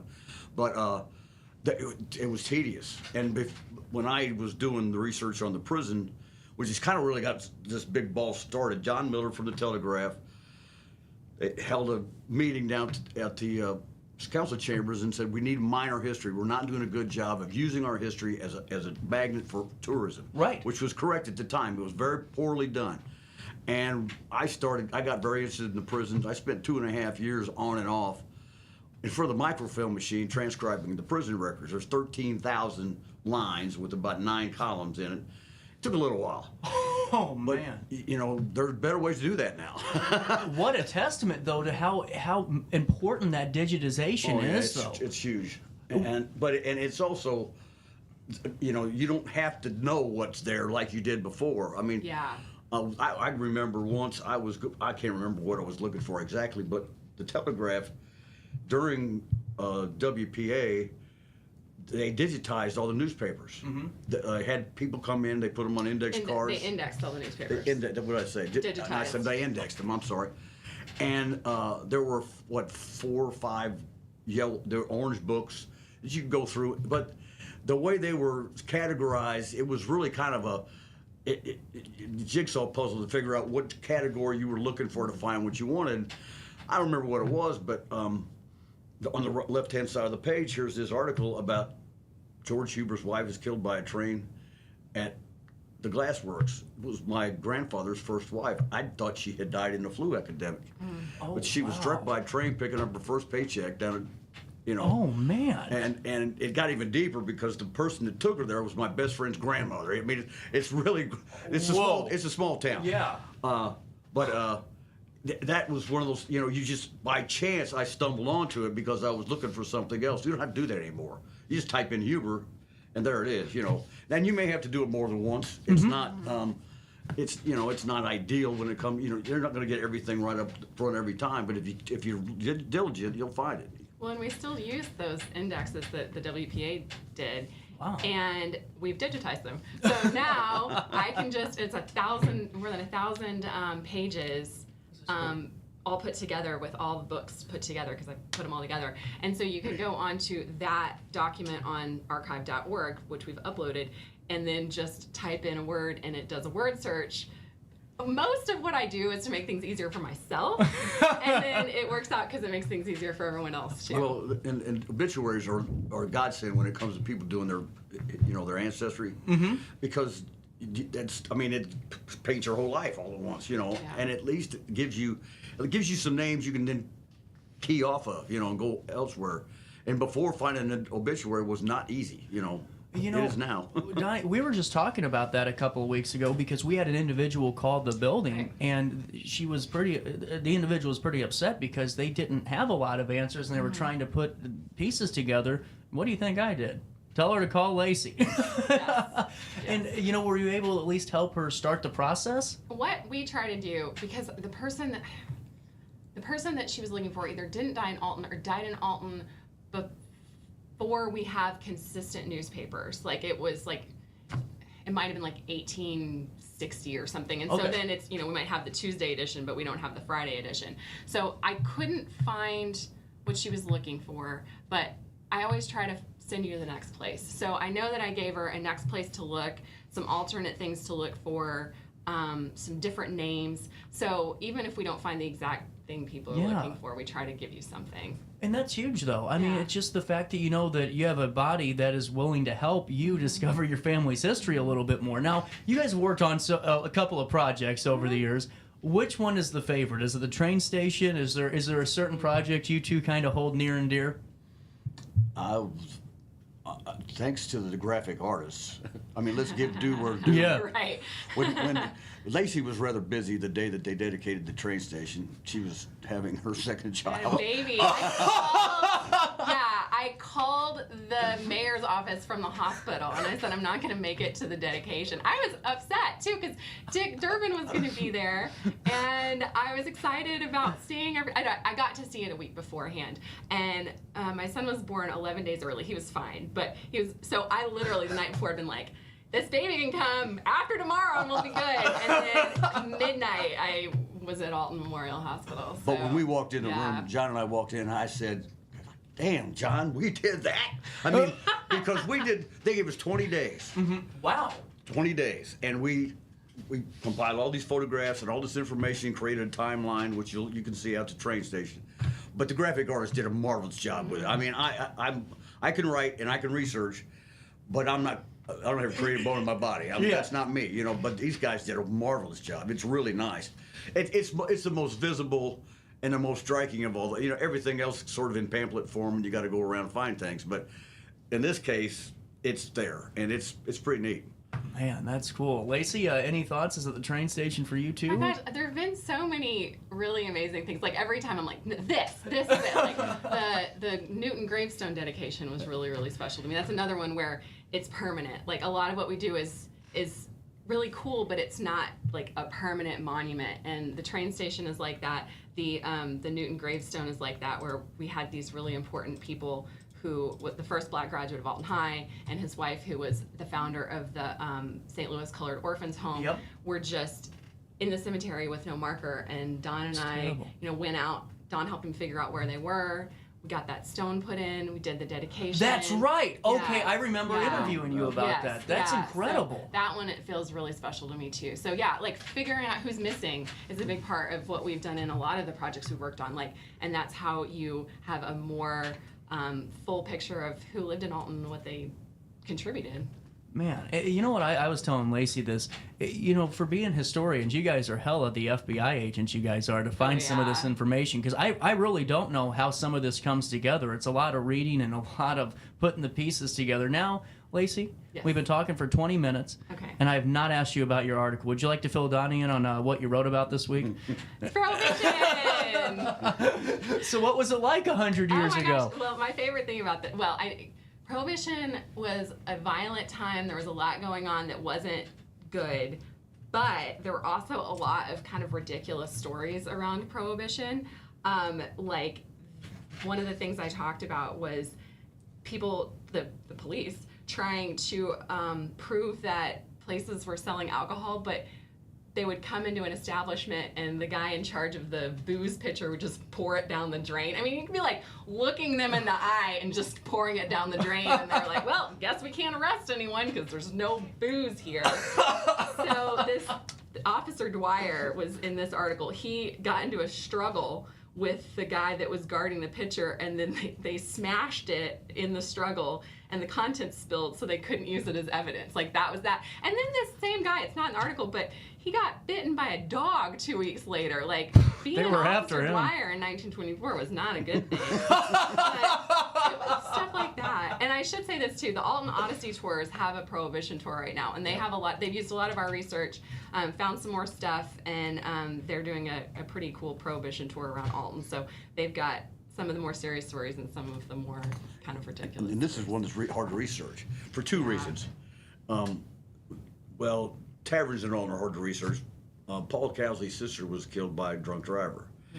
And he refused to, if there was an incident in a tavern on Broadway, it would say a business establishment in the 300 block of Broadway. It will not name the place ever. Wow. So we can't go back and look up Forkyville out in Fosterburg, which is a big gambling joint. There were five big places in Alton where there were hot spots for gambling. And Lou Gilbert, who owned Gilbert's Carriage House, his father-in-law was what they called a bag man. He would go from one location to another, making $1,500 a week during the 30s. Oh my That's how much gambling was going on here. I had no idea. Yeah, it was a big deal. Yeah, I should write about gambling too. Yeah. Fosterburg was funny because in 1907, Illinois had a local option law so that different precincts could decide if they were going to stay wet or go dry. And in Madison County, Fosterburg was the only place that voted to be dry, but they didn't have a saloon or anything either. So it didn't matter. Yeah, it didn't matter. Like nothing changed, but they were like, we're going to be dry. It stayed dry until almost 15 years ago. Are you? I had no idea. Well, first of all, they didn't have a call for it. But the other thing was they were adamant about it. We used to have horse races out of the Boots and Saddle Club out there, which is in Fosterburg, and they wanted to sell beer or at least allow people to.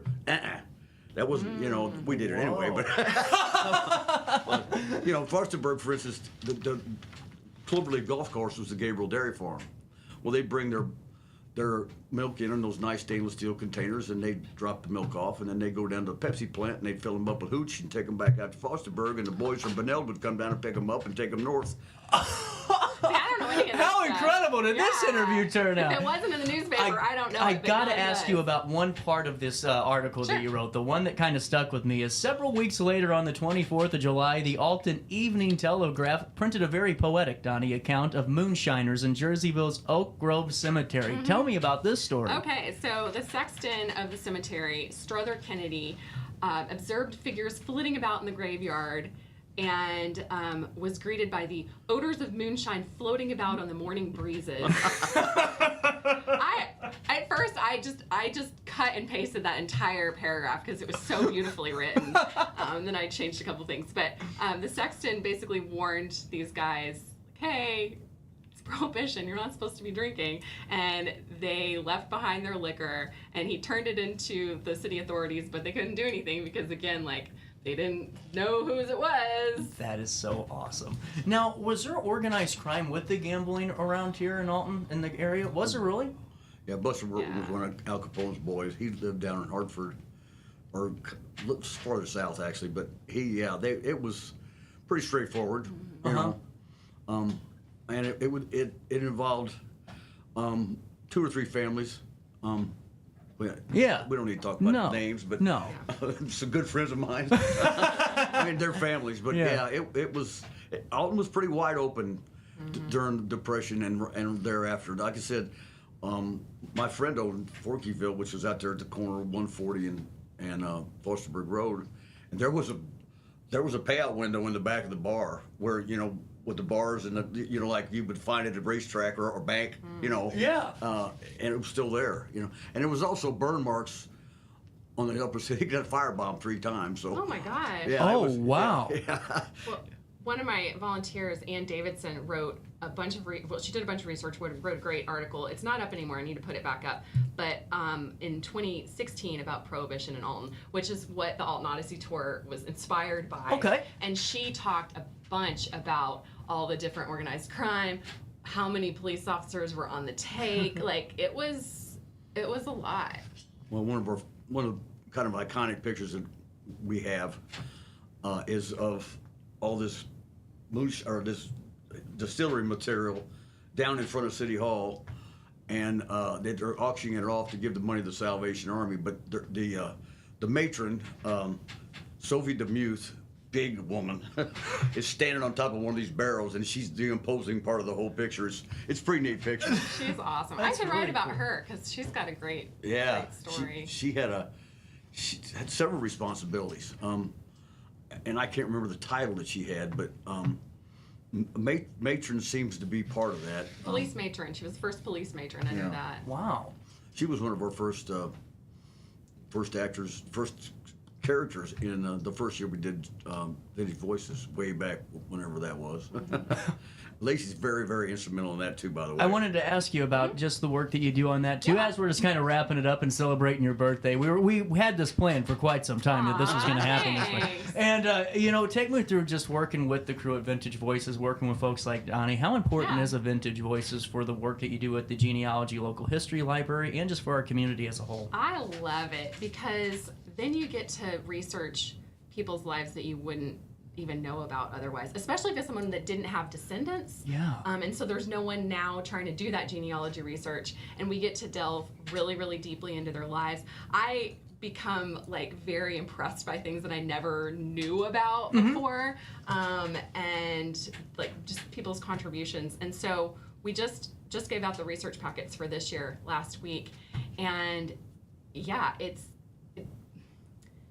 really incredible to just get to see what, for instance, when I go to the cemetery now, I recognize people, and I'm like, oh, you're the one that fought for the schools to be desegregated. Wow. You're the one that brought music to Alton.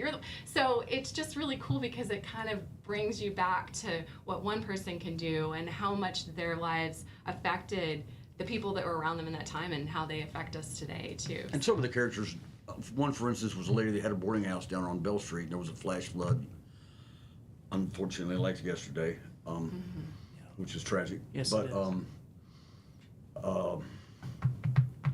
is. She basically what we talked about was a one-day incident in her whole life, but it was she saved people's lives before she was swept away and drowned. Wow.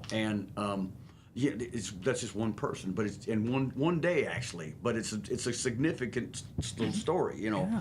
And she was just a regular person, Yeah, but we get to give her her due, her due, the acknowledgement 100%. of what you contributed. One final question, because I got to talk to Madeline Eads. They have a huge sidewalk sale coming up.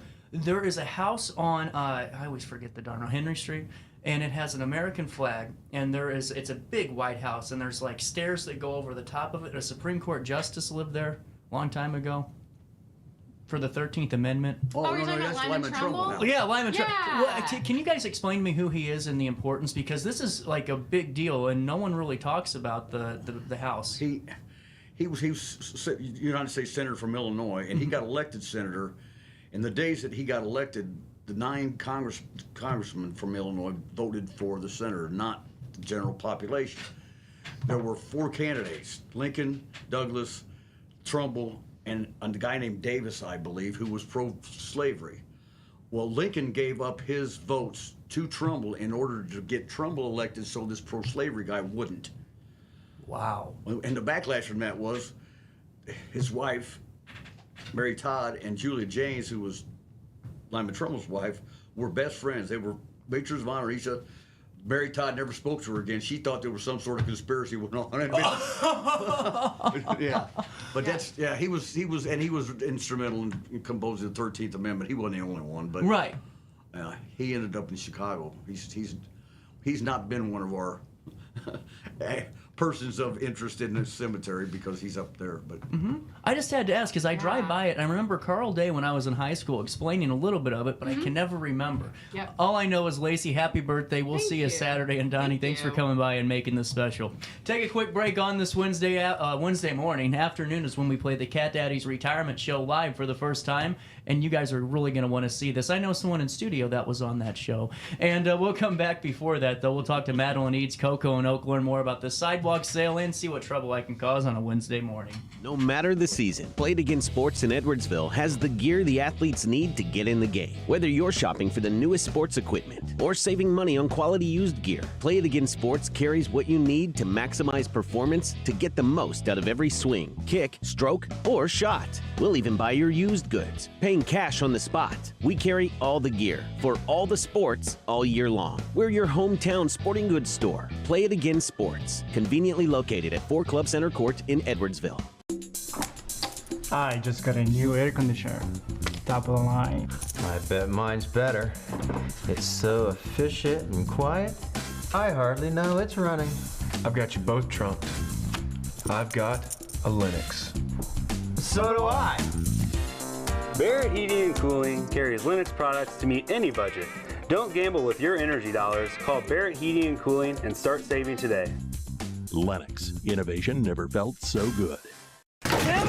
With over 20 years of experience, Wilson's Tree Service has the expertise to handle all of your tree care needs. Licensed and fully insured, their team of experts are dedicated to providing reliable service. Plus, with a 24-hour emergency service line, Wilson's will always be there for you. Don't risk tackling that timber by yourself. Trust the local professionals at Wilson's Tree Service. Visit treeservicealtonil.org to get started today. Welcome to Evergreen Place, a community that embodies joyful living, independence, and financial freedom for seniors. If you're looking for a full day of activities or to relax in your apartment, we have you covered. Located on the Alton Memorial Campus. To know us is to love us. Experience the difference at Evergreen Place.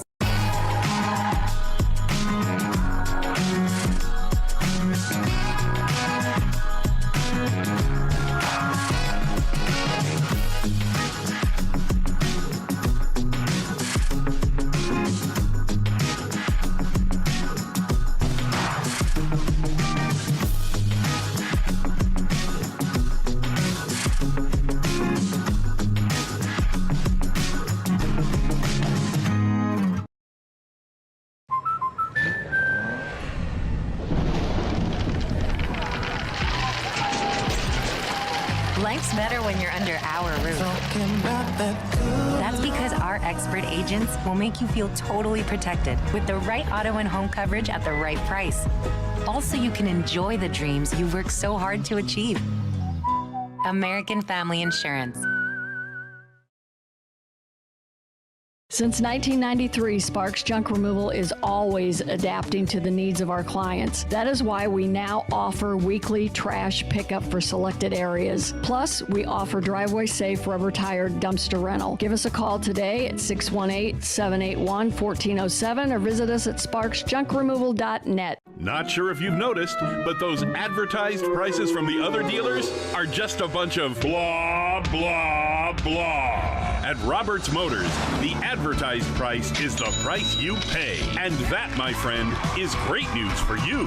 Don't fall for their so-called incentives that will leave you banging your head against the wall. Go with Roberts Motors. Prices you can trust and people you will like. That's the Roberts Motors way. And trust me, it's the way to go. In the heart-pounding moments of the game, every move counts, just like in chiropractic care. Dr. Andrew Dykman of Rosewood Chiropractic champions this belief, supporting our teams in every drive and supporting his patients for nearly 20 years, offering affordable, compassionate, all-natural wellness care. Call 618-259-2676 or visit rosewoodchiropractic.com today. Welcome back to our daily show. Here's CJ. Play me some mountain music like Grandma and Grandpa used to play. Then I'll float on down the river to a Cajun hideaway. Drift away like Tom Sawyer. I'd get in trouble. I'd be in jail. 1046, welcome back. Madeline Eads, Coco Oak, thank you for patiently waiting for me. Oh my gosh, anytime. It was Lacey's birthday is Saturday. Hey, big surprise. well, that is Always a like to big, live big it deal. up. That's right. Now, you have been literally on fire. I have The jet fuel is burning off of you. It is. It really is. I'm literally like triple booked almost every single day of this entire summer. I say no to nothing, and so with that being said, I don't stop. You know what's ever. funny is the moment, and you and I were just talking about this, but you can just tell people that are truly just overworked and exhausted the moment you see them, and not because you look tired, but just the, hey man, how you doing? Let's go ahead and let's get this going. I'm super low key, very monotone. Not a lot of thrill left. No, honestly, there's so much exciting stuff going on with Coco and Oak right now. You know, I had to step back from the Athletic Association, but things are going great, and I think they're doing well. And I'm doing great over at Coco and Oak, keeping busy. So coming up first is on Friday. Now, is this already filled up? So Friday, let's rewind a little bit. So tomorrow we're doing a private fashion show for Chautauqua. Friday night from 6 to 8 we have ladies night, which is going to be an open hat bar. You can walk in, you can make a patch hat like the one that I'm wearing. That's a lot of fun. That is Friday night. And then Saturday morning at 9 a.m. we are going to have the biggest sidewalk sale maybe this town has ever seen. No. I'm pretty sure. No, for Friday, do you need tickets? So we do have tickets online. That just reserves, your hat to make sure that you get one. There's a lot of patches to go around, a lot of hats. If you walk in, totally fine. You can absolutely walk in. It's going to be a really fun experience. Really cool. And now on the sidewalk sale. The sidewalk sale. How many clothes are you going to be throwing out there on a Saturday? Look, we have so much. I had a whole storage unit full of stuff, which I went and pulled out, which I will start sorting through. So there will be many, many, many racks of clothing to go around, and probably the best deals that you're going to snag. Price-wise, what are we talking here? Oh my gosh, you can get stuff for $5. Any of the current product in the store, it's all on sale too. Basically, the entire store is going to be on sale. Listen, you don't have to go to Ross and hope that there's no stitch missing. Okay? Not when you can get the same deals and better quality clothing at locally owned Coco and Oak at 219 William Street. Yep. Oh my God, did I remember that? You did remember that.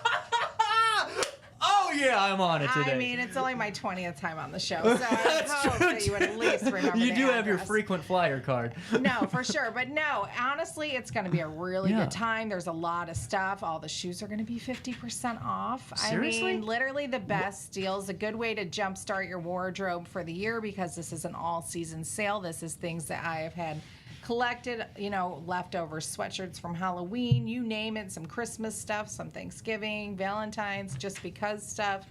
This is a sale you're not going to want to miss, because this is a good way to boost up your wardrobe very affordably. I'm just saying, too, for all of you that have high school daughters out there, that school is getting ready to start, and we know the wardrobe change is coming. Kick started off with some great items right over here. Oh my gosh, and we have some of the best denim. I'm not. Do you really? Yes. Oh my gosh. That's an best art denim. form. It Denim's really an art is. form. Denim really is an art form, and to be honest, there's no one jean that fits somebody. Do you know what I mean? Everybody has their own style. That some like this kind, some like that, some like stretch, some don't, some are So denim is a very serious thing, I think, when it comes to people buying jeans. Plus, I think people love their denim, Yeah. But tons of denim, tons of shoes, tons of shirts, lots of dresses, accessories, you name it, it's going to be there. Why are you doing it? Where am I doing it? Why are you doing Why it? am I doing it? Oh my gosh, I got to make room. Is that it? Seriously? We have to make room. We have a lot of stuff coming. Tons of fall. I mean, I have been ordering pretty much nonstop. The store is kind of getting a little bit of a overhaul and a new vibe to it coming into my second year. So it's super exciting, but I need your help to make some room. There we go, and that's where we come in. Yes. On Saturday, what time does it start? So 9 a.m. Saturday. 9 a.m. to 3 p.m. Saturday. You probably want to get in line for this to get the best picks. And then we'll go and we'll take it into Sunday too. And, who knows what'll be left by then. So question for you, because I'm nosy. What age range should you recommend for this sidewalk Oh sale? my gosh. So my clientele is really kind of all over the board. I mean, I would say anywhere from 12 years old to 85 years old. Literally, my clientele is like that vast of a selection of people. I really try to carry a little bit of everything for everybody. I do have some awesome men's clothing. Do you? Oh, yeah. I've got a massive amount of graphic tees, and graphic tees will be on sale too. All kinds of stuff. There's Well, a I lot know in I'd there. be poking my head in on Saturday. I didn't know you guys did men. Yeah. Well, I'm technically a child size, so Yeah, I mean, I like to dabble in the men's collection. I feel like there's not really a men's boutique, and you know. There's not. And honestly, guys like some nicer clothes. And the problem is we don't know how to damn shop. I mean, that's just Even the so, biggest like thing. just good graphic tees. I know, like my husband lives for graphic tees. He probably has way too many, but I mean, that's kind of a staple in his wardrobe. Well, hell, I mean, honestly, it's scary for a guy to go shopping. We don't know what. I mean, you should see me. It is like a whole event. You know what? Especially, and men get overwhelmed going into places like Kohl's or anywhere else. Yeah. So, like, this is a much smaller scale, so it's a little less overwhelming. Plus, like, we're just kind of a no pressure kind of a store. We let people come in. We like people to gravitate and spend as much time in there as they want and look at everything, and they do. And, you know, I have the best customers. I do. Do you have a safe zone for men? Little advertisement yet? See, this could be a safe shopping space for men. It is a safe. You know what? And the guys do love it. You know, I have a lounge area in there, like, and even if they're not in there for themselves, so they're coming in with their wives or daughters, you know, they have a cool place to hang out and they get to relax and they like it, you know, and I think like it gives the person they're shopping with a little bit of ease to be able to kind of go around the store and not feel like they're in a rush. Doing this, let's go. Yes. So, I mean, I do think that the gentlemen love a good Coco and Oak experience. You know, the store is super cool. It's super unique. It's got, you know, a lot of history to my building. So, Yes, I it mean, I does. know that the men really enjoy that aspect of being able to come into the space and check it out. So, How's the family been this last year? Because, I mean, whenever it was getting going, brick and mortar, there was so much going on. oh, everybody in my house is so busy. I mean, this has been a whirlwind of a year. And this summer in general, we just really have not had much downtime.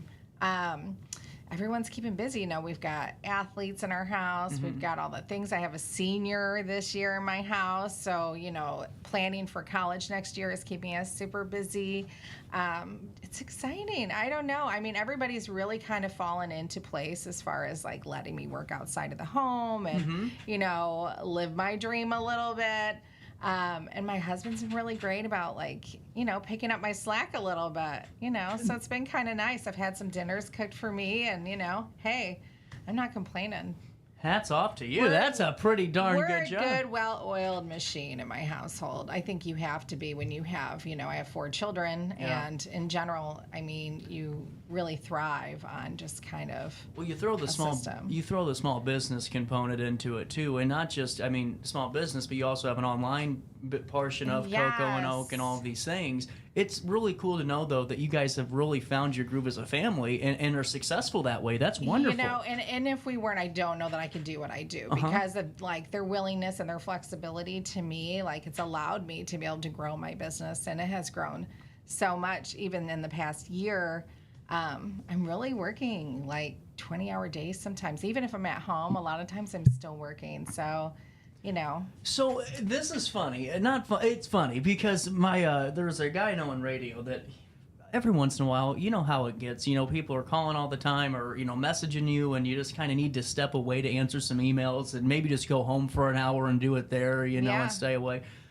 A guy from radio goes, "What the hell are you doing? You're always home at like 3:30." I go, No. I go, "Man, granted, sometimes I am, but I'm more." They let you do that? I mean, that you can actually go home and do those things?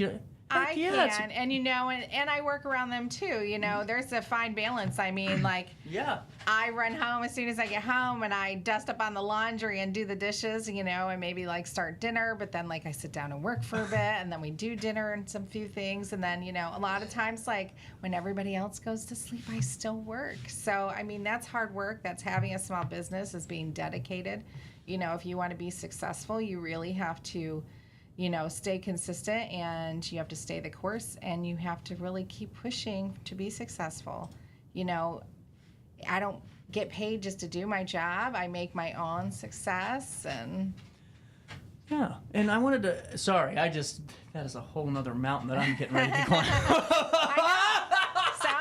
are insanely busy as well. Well, you know, but the thing is, though, when you're around good people, you're never busy because it's just part of your life. It is. You part know, of my life. I don't know how you feel about that, but it's just, to me, it's just part of It is. the day. And, you know, I don't know how to not be busy because I have so much going on at home anyway. Even before, you know, I started this, Right. I was always a very busy person trying to keep everything together, keeping a family together and a home together and all the things, you know. So I think that I thrive well when I'm the most busy and the most stretched thin, which, you know, this week's been a little crazy. Last week, if you were lucky enough and you're in Jersey County and you came out to the Jersey County Fair, you definitely probably saw my booth. And Can I ask you about the Jersey County Fair? I love the Jersey County Fair. It seems like, though, when you and I talked before the segments always, when you were saying you were up there, at first I always think about everything just because I'm a media guy, so I'm like, I wonder why she was up there. Perfect sense. With the pageant that was going on and all of those things, I'm sure you found a whole nother following up there. Oh my gosh, the people of Jersey County are so good to me. I loved going to the fair. I loved meeting new people. And every night was a different theme. You know, they had tractor pulling nights and they had a rodeo and they had, you know, the pageants and the derby. And every night was a different scene of people. And really, it was just really great to elevate my business. I love getting out and talking to people. And I didn't stop pressing hats sometimes for the entire time I was there. Are you serious? So the hat bar was amazing. Really, you know, I was just grateful, you know, that I had run into a girl at another event that I had done that was, you know, helping work the fair. And this is kind of how it all transcended. I didn't know I was officially going to be at the fair until a couple days before. I didn't have a ton of notice, but, you know, I was ready for them, and I really brought my A game, and, you know, I really met some awesome people. You just said something that's so important as a business owner.